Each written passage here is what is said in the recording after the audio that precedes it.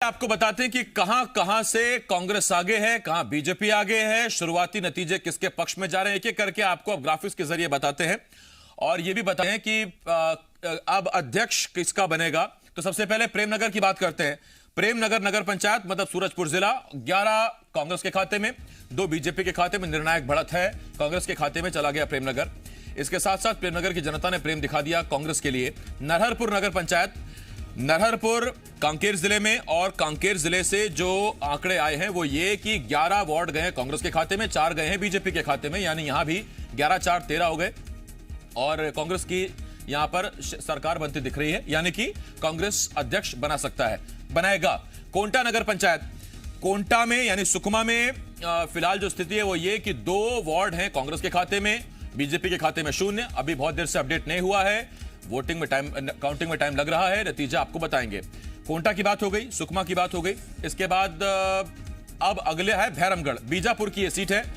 भैरमगढ़ के 10 वार्डों पर कांग्रेस, तो 5 पर बीजेपी ने जीत दर्ज की। 10 5 15 हो गए, पूरे हो गए, और इसके साथ ही कांग्रेस वहां जीत गई है। कांग्रेस सीट लॉक कर लीजिए।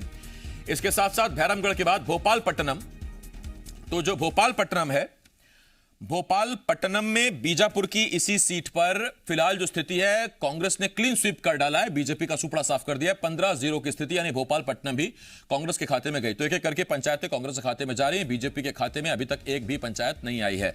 मारो बेमित्रा की है, हमने बताया आपको, 9 पर कांग्रेस है, 5 पर बीजेपी है, बढ़त ठीक ठाक है। 9 5 होते हैं 14, एक निर्दलीय अन्य को जाएगा, तो उसके बाद फिर तब भी कांग्रेस की अध्यक्ष वहां पर बनेंगे। तो ये अभी हमने आपको बताया, हमने आपको मारो के बारे में जानकारी दे दी। मारो, भोपालपट्टनम, भैरमगढ़, कोंटा, नरहरपुर, प्रेमनगर, जितनी 6 के 6 पंचायतें थी हमने आपको बता दिए। अब निगम की बारी। बीरगांव निगम में 15 वार्ड पर कांग्रेस जीत गई है, 8 पर बीजेपी। मुकाबला जारी है क्योंकि 40 कुल वार्ड हैं, अभी तक तो 15 8 जमा 23 वार्ड हुए हैं। 17 वार्डों पर अभी भी नतीजे आने बाकी हैं। फिलहाल जो अपडेट है वो ये है कि वहां पर बीरगांव में कांग्रेस आगे चल रही है। खैरागढ़ में फिलहाल क्या स्थिति है? खैरागढ़ है पालिका, तो खैरागढ़ में 9 पर कांग्रेस, 10 पर बीजेपी। तो बीजेपी यहां आगे, एक अभी तक सीट ऐसी आई है जहां बीजेपी आगे चल रही है। पिछली बार 19 में जब चुनाव हुए थे तो 10 निगम में कोरबा नगर निगम था जहां पर बीजेपी आगे चल रही थी, और यहां खैरागढ़ वो काम कर रहा है बीजेपी के लिए। राजनांदगांव के खैरागढ़ में इस वक्त बीजेपी आगे चल रही है, और राजनांदगांव का जब जिक्र होता है इसका मतलब सीधा साख पूर्व मुख्यमंत्री रमन सिंह की, और यही वजह है खैरागढ़ में जान लगा दी रमन सिंह ने भी, बीजेपी ने भी। और फिलहाल स्थिति यह है कि खैरागढ़ में बीजेपी कांग्रेस से 1 वार्ड पर आगे चल रही है। हालांकि अभी भी वहां पर बाकी है काउंटिंग, तो वो देखना होगा कि क्या आगे चलता है। लेकिन भिलाई नगर निगम के 70 वार्डों में अभी तक वार्डों में बैलेट की मतगणना शुरू नहीं हो पाई है। अभी पेटियों और डाक मतपत्रों की गिनती जारी है, तो वहीं बीजेपी के एजेंट को गेट पर ही रोक लिया गया है, जिससे नाराज बीजेपी नेताओं ने हंगामा कर दिया है। ये बड़ी खबर इस वक्त हम आपको बता रहे हैं, और बड़ी खबर भिलाई नगर निगम से आ रही है, जहां के कुल 70 वार्डों पर काउंटिंग होनी है। 70 वार्डों में से अभी तक बैलेट की मतगणना शुरू ही नहीं हो पाई है। पेटियों और डाक मतपत्रों की गिनती जारी है, यानी कि अभी जो काम सुबह 9 बजे शुरू होना चाहिए था डाक मतपत्रों का, 3 घंटे बीतने के बाद 12 बज चुके हैं, और अभी तक केवल पेटियां गिनी जा रही हैं और डाक मतपत्र गिने जा रहे हैं। इसका मतलब आप इंतजार करिए, अगर भिलाई के आप वोटर हैं तो अपने नतीजे के लिए आपको इंतजार करना होगा।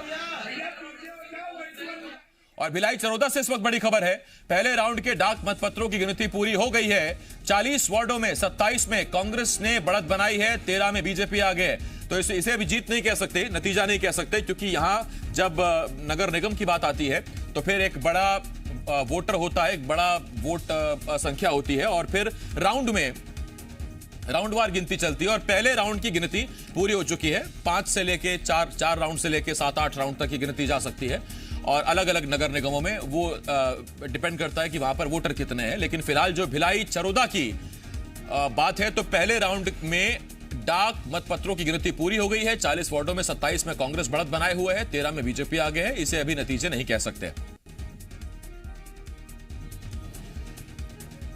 हितेश शर्मा इस वक्त भिलाई से इस बड़ी खबर पर हमारे साथ जुड़ रहे हैं। हितेश, कुल कितने राउंड हैं? पहले राउंड की तो हो गई, कांग्रेस बढ़त बनाए हुए है। 5 से ये बताया जा रहा है कि आधिकारिक घोषणा नहीं हुई है, लेकिन कांग्रेस के नीरज पाल ने जीत दर्ज कर ली है। नीरज पाल दिग्गज जो प्रत्याशी रहे हैं और कांग्रेस के दिग्गज नेता भी हैं। इसी बीच हंगामा लगातार जारी है। भूपेश बघेल मुर्दाबाद के नारे लगे हैं। जिला प्रशासन पे लगातार जो बीजेपी है वो सवाल उठा रही है। कई ऐसे प्रत्याशी है जो स्पष्ट तौर से कह रहे हैं कि जिला प्रशासन जो है वो पूरी तरह से सरकार के दबाव में काम कर रहा है। इसी बीच आपको एक ताजा अपडेट दे दूं कि जामुल में जोगी कांग्रेस के 2 प्रत्याशी लगातार बढ़त बताए हुए हैं, करीब करीब जीत के निकट है। चरोदा में 4 प्रत्याशी जो है वो कांग्रेस के वो जीत के निकट है और रिसाली में भी 6 प्रत्याशी जो है वो जीत के निकट है। लगातार जो है जो सभी तरफ की जो मतगणना है वो शुरू हो गई है, लेकिन भिलाई नगर निगम में कहीं ना कहीं मतगणना बहुत स्लो चल रही है। अभी पहले चक्र की ही मतगणना पूरी हो पाई है, तो वहीं 70 वार्डों में से महज 8 वार्डों की ही गिनती शुरू हो पाई है। इसमें सेक्टर 5 के नीरज पाल ने जीत भी दर्ज कर ली है। जी ठीक, यानी शुरुआती जो अभी, क्योंकि अभी तो बहुत शुरुआत है। हितेश, आपसे एक सवाल ये भी है कि एक तरफ जहां हम देख रहे हैं कि अभी धीरे धीरे राउंडवार चीजें चलेंगी, फिर स्थिति साफ होगी, लेकिन इस इलाके में संगठन और सत्ता दोनों ने पूरी ताकत लगा दी थी, तो उसका असर देखने को मिल रहा है क्या? जी देखिए, बिल्कुल सीएम भूपेश बघेल यहाँ लगातार एक्टिव रहे हैं। आधा दर्जन से ज्यादा मंत्री यहाँ एक्टिव रहे हैं। पीसीसी के जितने भी पदाधिकारी हैं वे एक्टिव थे। स्वयं मोहन मरकाम पीसीसी चीफ है, वो लगातार एक्टिव थे और सारे मंत्री, पूरा मंत्रिमंडल और पूरा कैबिनेट यही दुर्ग में एक्टिव था, क्योंकि ये कांग्रेस के लिए प्रतिष्ठा का सवाल है। कहीं ना कहीं दुर्ग जिले के 4 निकायों में चुनाव हो रहे हैं और ये 4 विधानसभा की सीटें आती है। इन चारों विधानसभा सीटों में जो एक सीट पर बीजेपी के जो विधायक पिछले बार जीते थे और 3 सीटों पर कांग्रेस के विधायक है। लेकिन ये स्पष्ट तौर से कहा जा सकता है कि 2023 का एक सेमीफाइनल भी है, सत्ता का ट्रायल भी इसे देखा जा सकता है, क्योंकि सीएम का जिला है और लगातार इस तरह से बीजेपी बहुत शानदार यहाँ पर जो बढ़त भी बढ़ा रही है और बढ़त के साथ साथ जो सरकार, सत्ता और संगठन और कांग्रेस लगातार उनको जो है जबरदस्त टक्कर भी दे रही है। बीजेपी कहीं ना कहीं ये कहा जा सकता है कि कांग्रेस और बीजेपी में कांटे की टक्कर है। बहुत धन्यवाद आपका इस तमाम जानकारी के लिए हितेश। अपडेट आपसे लेते रहेंगे।